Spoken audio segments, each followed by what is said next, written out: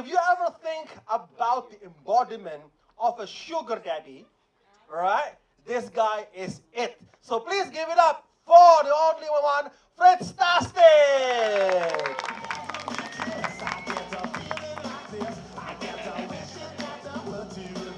All right, thank you, Reggie. Thank you all guys for coming out tonight. Thanks, Oscar, for filming us. The sugar daddy. Not all fat, middle-aged white guys who live in Sonora are sugar daddies.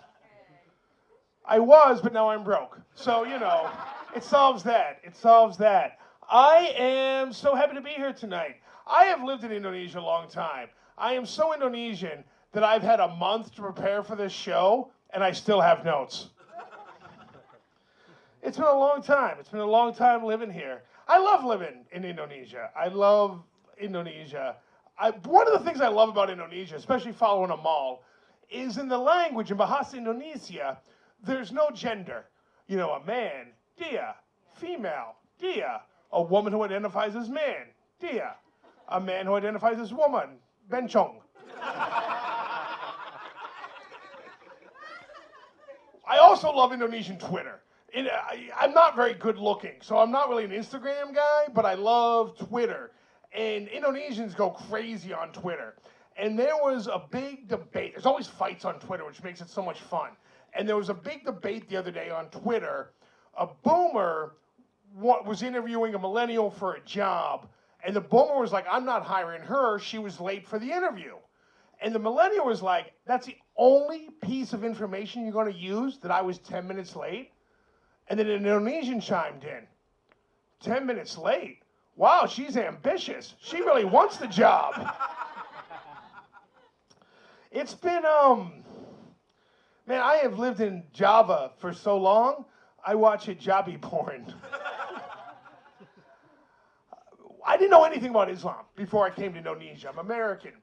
And I learned living in Indonesia that Islam is a beautiful, peaceful religion. That's right. And beautiful, peaceful religion is the only thing I'm allowed to say about Islam. You're from Aceh. My family is Yeah, Bersanya dari Aceh. Yeah, gitu. Because Indonesia, we just had a holiday. There's one, for non-Indonesians, there's one national holiday for a woman, Kartini Day. And she was anti-colonialist and pro-equality, which are great aims, and she did it by writing. The woman I think Indonesia should celebrate comes from Aceh. Yeah, Chut Nyan Dan. Yeah, because like, once the Dutch killed her husband, she went on a murderous rampage for 20 years. She single-handedly killed over 100 Dutch colonialists, and she's like this tall. She was the original bule hunter. There was, if you live in Bali, you might have seen this. This was one of those viral stories that a mall gets to cover. Recently, a woman in Sonora got stopped by the police. She's on a motorbike in a bikini, no helmet, and it's filmed as she's screaming at the police, I've lived here 22 years. 23 years. If you've lived in a foreign country 23 years and you don't speak the local language, you're obviously American. You guys are American. Right, Miami? Georgia, all right. I like the football team because I'm from Philadelphia and we draft a lot of guys from there. Not a fan of the Heat. Butler's great, but he was on the Sixers and then he abandoned ship, so yeah, it's all right. He's a hell of a player, though. Yeah, you follow the Heat? You follow the basketball? Yeah, right, they're a good thing. They're a good thing. The Sixers play tonight. As an American, a lot of people don't like American foreign policy. And I totally understand that. I get it. But what's cool is Indonesians accept me for who I am. They don't care about American policy. And I think we should do the same with Russians. Obviously, a lot of us are not happy with the Russian foreign policy, but we should accept Russians for who they are. Rude. It's true. So rude, so rude. One of the things that drove me crazy when I lived in America is somebody will be successful in one area, and then we just assume they're going to be successful in another area. Donald Trump, you know, he was great on that game show, not the best politician. Gwyneth Paltrow, amazing actress, not the best skier. Michael Jackson, best pop singer of all time, not the babysitter you want. Yeah, speaking of creeps, I don't mean me. And I did not vote for Trump. I don't want anyone thinking that. I did not vote for Trump, even though I look like a Trump supporter. I honestly don't know what's a worse stereotype, sugar daddy or Trump supporter. Right, Trump supporter's got to be worse, right?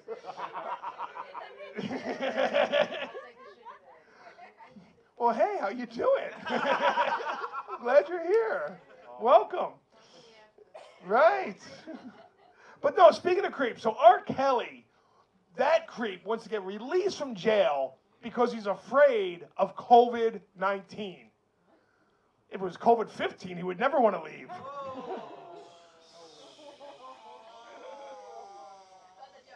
That's the joke. I'm just channeling it. All right.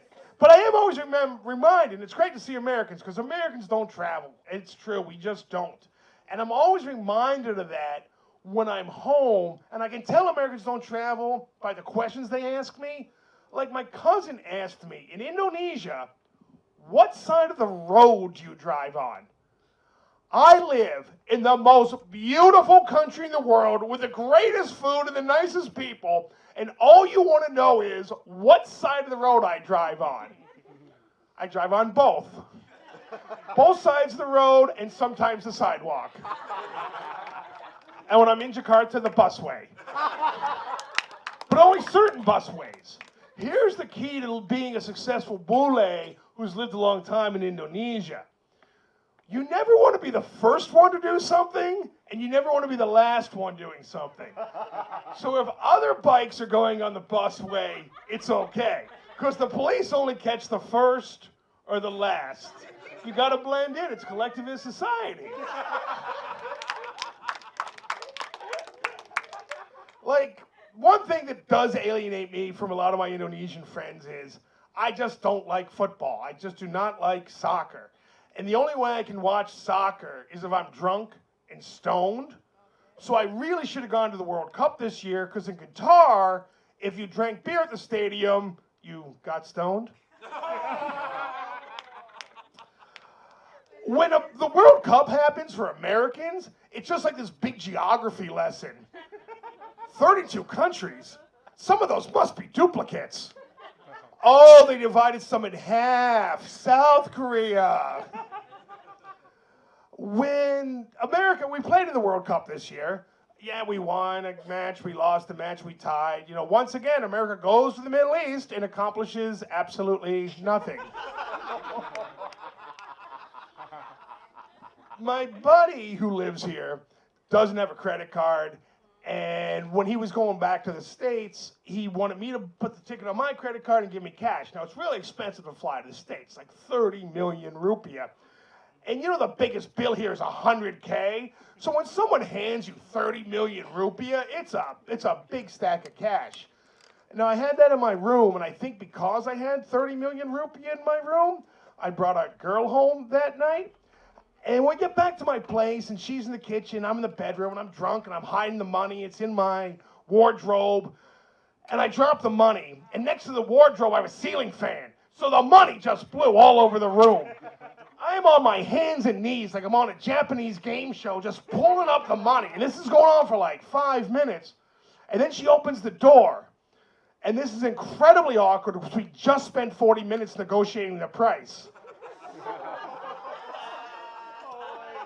And then she says to me, she was witty. She says to me, "Oh, is that for the tip?" Honey, if I'm giving you 30 million, you better put in more than just the tip.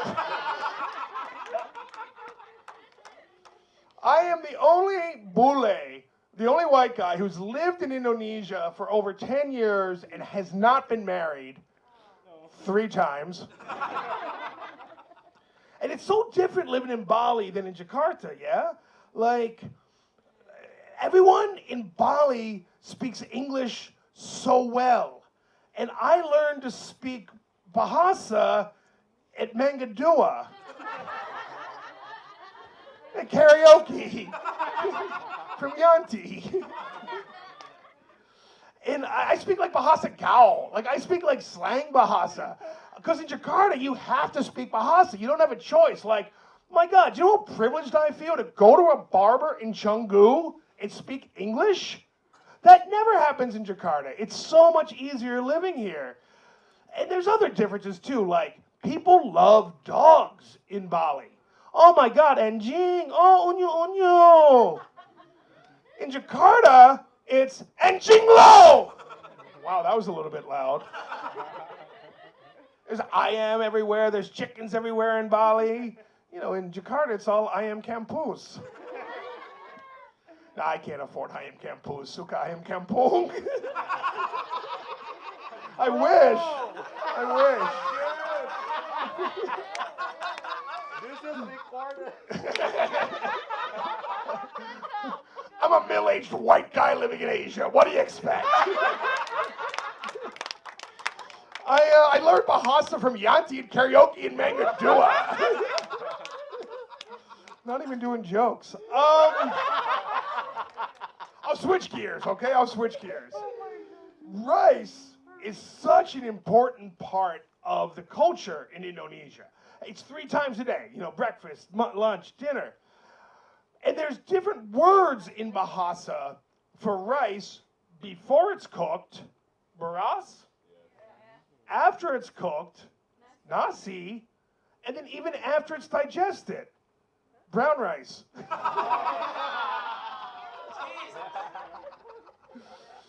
My girlfriend asked me how I wanted my rice cooked. I said, carefully. Like, I didn't know there were options. My girlfriend's rice cooker has 26 settings, which is like 24 more ways than I know to have sex. In Indonesia, sex is easy, but rice is complicated. But food is such a big part of Indonesian culture, like such a huge part of the culture. I had to get surgery, and when I was reading reviews of hospitals, you can't go by the stars because they don't really match up to the quality of service. Like, this was literally a review I read. Surgery was great, but the fried chicken was dry. 2 stars. Grandma died, but wow, was that one good beef rendang? 5 stars. And I had to get surgery. I broke my wrist. And I was 10 years in Indonesia, and I was finally in a motorbike accident.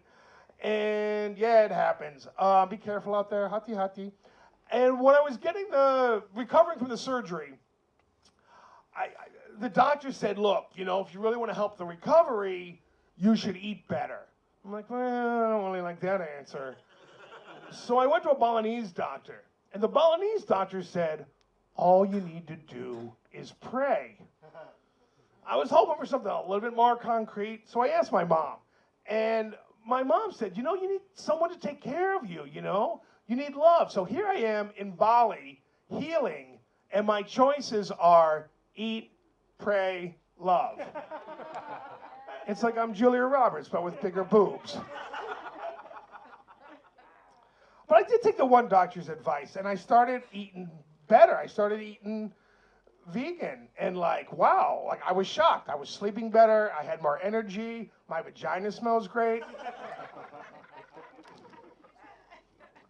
So, okay, I'll go back to Jakarta. So because I learned Bahasa in Mangadua, I know 27 different words for hooker in Bahasa. Kupu kupu malam is the most beautiful night butterfly. It's elegant and graceful and beauty. And that's why no one in Kuta knows the word. That's not kupu kupu malam hanging out at the Hard Rock Cafe. That's I am.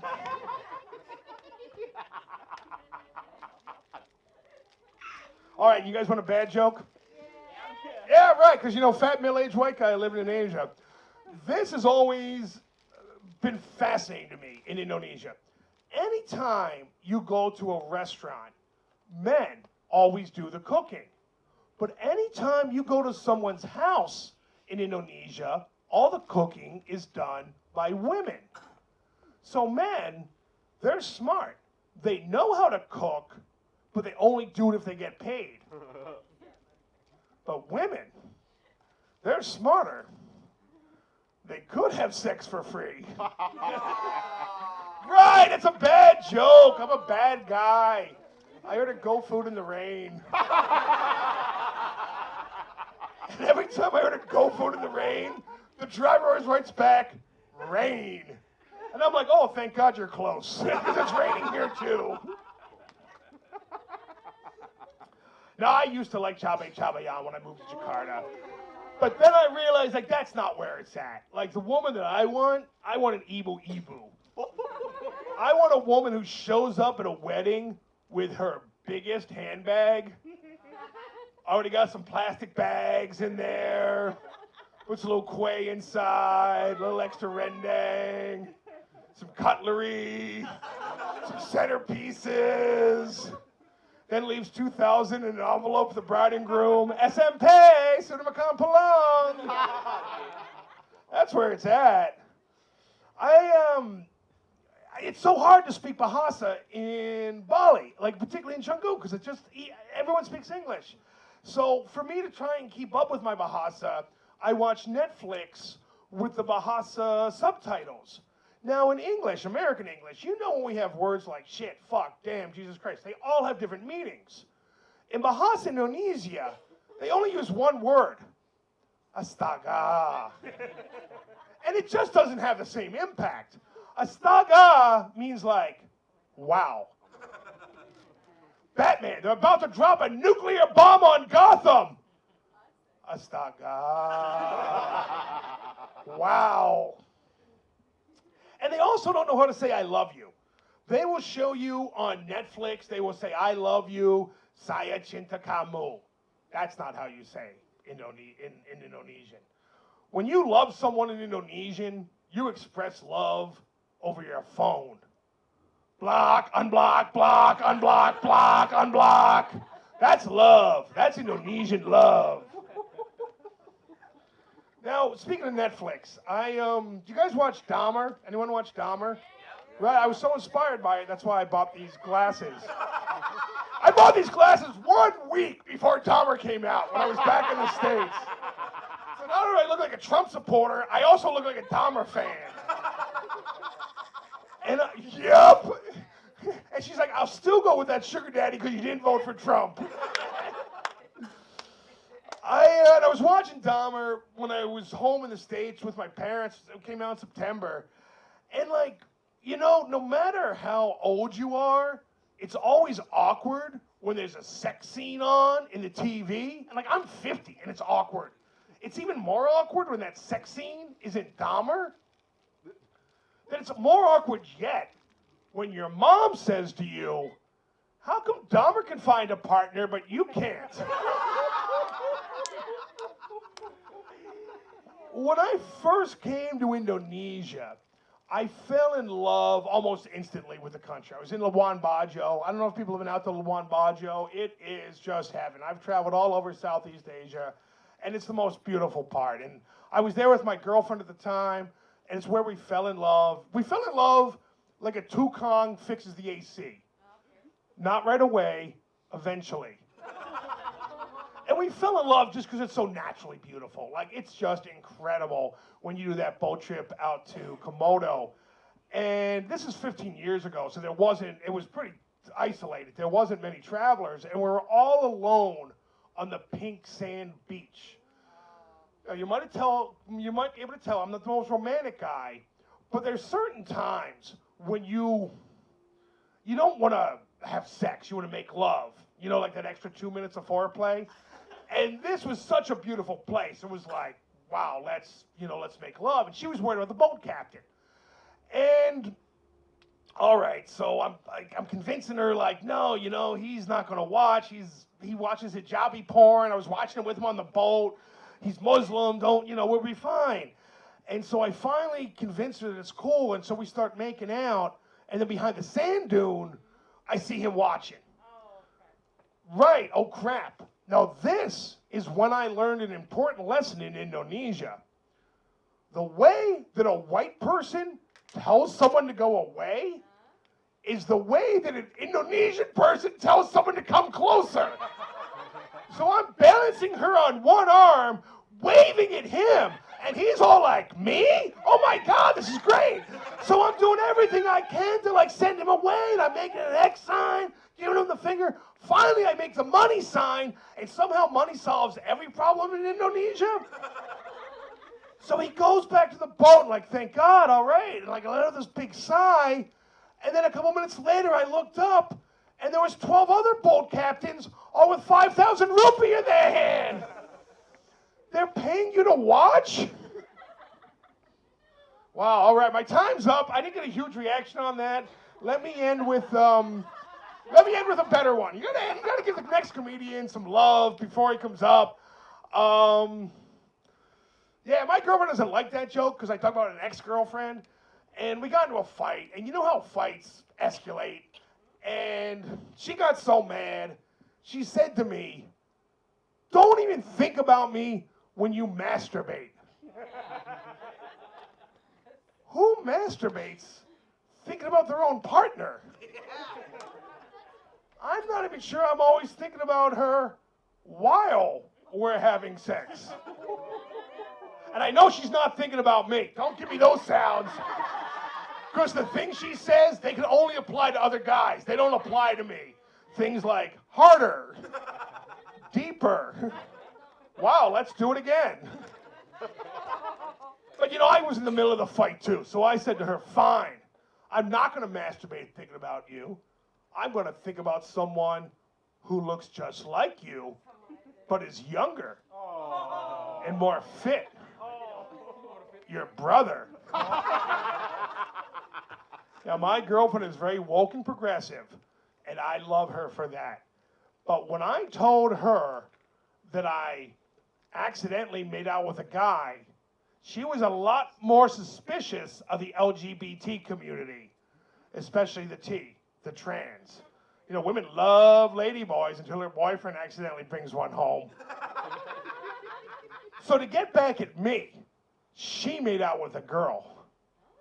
Disgusted. Are there photos? Let me see your phone. Is there a video? But it brought us closer. Because for the very first time, I masturbated thinking about my partner. All right, thank you so much. This was a lot of fun tonight. Thank you guys so much for coming out here. Let's go back to our host, Reggie.